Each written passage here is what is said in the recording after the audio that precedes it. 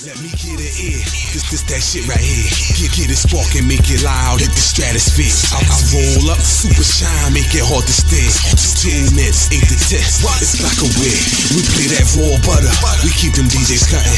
Glocawear Radio got the block buzzing. All my people love it worldwide all of a sudden. All them other stations really ain't saying nothing. Welcome to Glocawear Radio. You know what though? Honestly, before I'm not gonna start pinpointing certain artists, because there's so many artists that created me. You know what I'm saying? Right. From inspiration.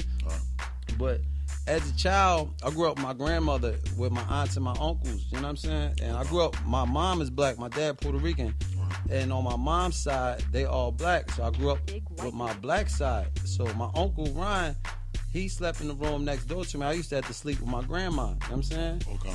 And next door, he would always buy all the tapes, EPMD, from when it was the LL days, and all throughout the whole history when I was a kid.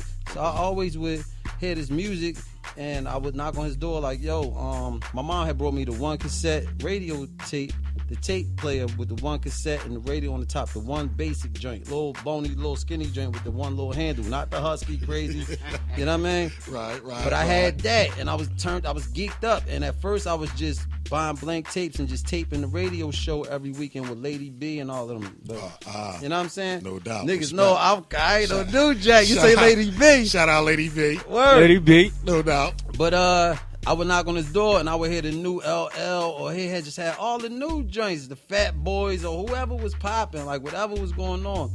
And I'll be like, yo, can I hold that tape? And he used to let me hold the tapes freely until I think I popped one of the tapes, yo. Not pop the tape. I popped the tape and I was scared to tell him, and he put me on like tape timeout, like, cause he used to let me hold 2 at a time, and then he got on his 1 at a time. But that's where it started at. That's where I was introduced to hip hop at my grandma's house, listening to my Uncle Ryan play junk.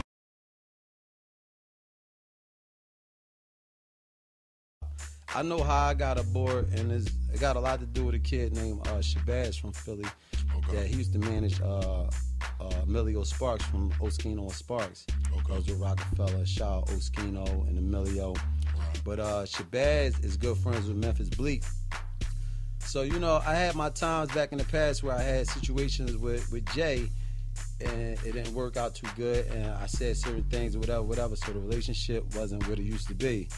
So when I heard about the reunion, I heard about it just like the same way you heard about it. Like, I seen it on Twitter and Instagram, and I'm like, oh, word. He said, oh, it's on. Right, That's me. No, not involving me. Okay. It said Chris Neef, Freeway, Tierra Marie, no Peedi Crakk, just them.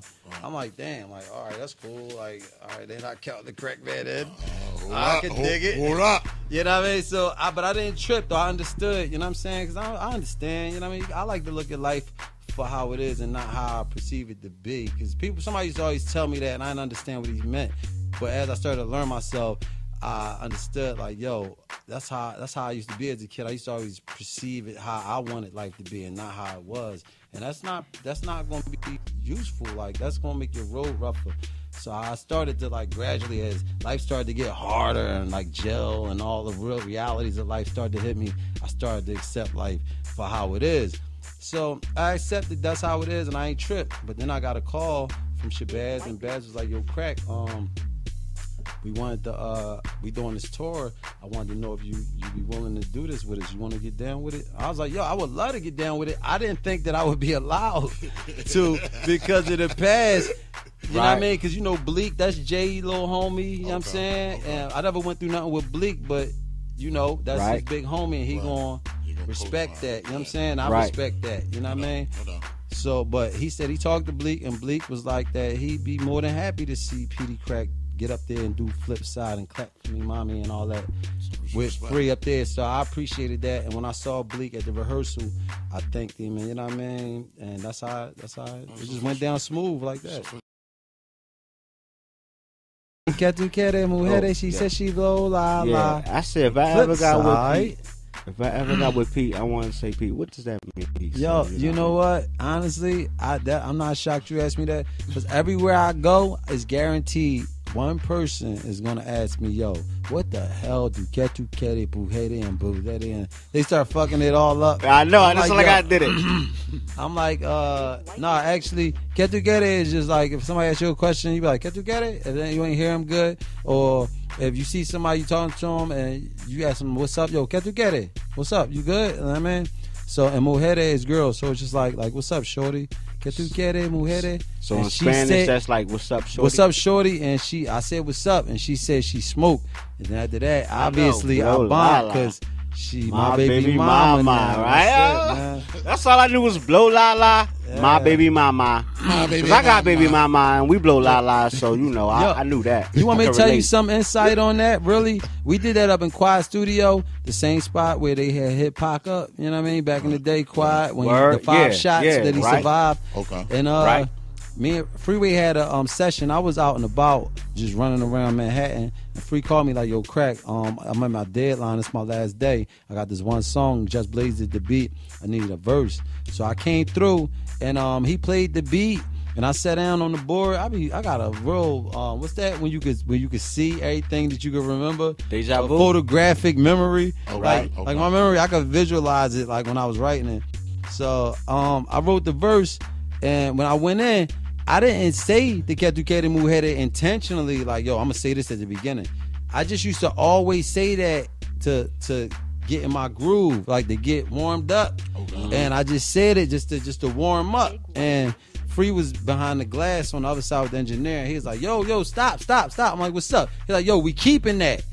Go after that. I'm like, yo, nah, I was just warming up. I'm like, yo, I ain't want to keep that. I didn't do that on purpose. I was just getting myself, getting my groove right so I could get into this verse. No doubt. And but he kept it, you know what I'm saying? And it turned into the intro, and then the shit is just all around the world, like classic. You know, every club. Woo! Right? Glocawear Radio. What's up, too? Shad. I can see the dollar signs in your eyes, man. You already know, cuz.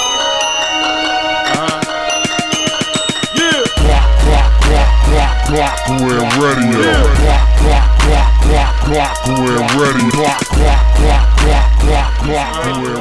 Homicide is the number one cause of death amongst black youth. Be easy. It's not them that's killing us, it's us that's killing us.